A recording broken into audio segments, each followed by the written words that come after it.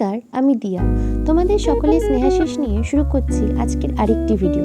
আজ তোমাদের সকলের জানা এবং ভীষণ হেলদি একটা ব্রেকফাস্ট রেসিপি শেয়ার করব। নিয়ে নিলাম ওটস, সাথে আছে ডিম।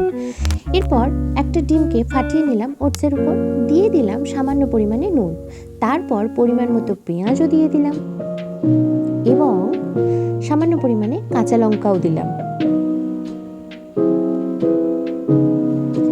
এরপর একটা কড়া গরম করে তাতে খুবই সামান্য পরিমাণে সাদা তেল দিয়ে দিলাম।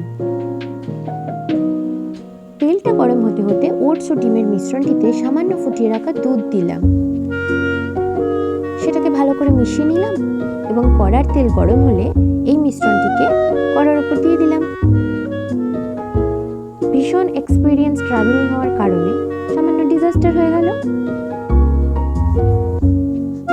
But then I somehow managed. Opposite সাইডটাও একটু ভাজা ভাজা করে নিলাম।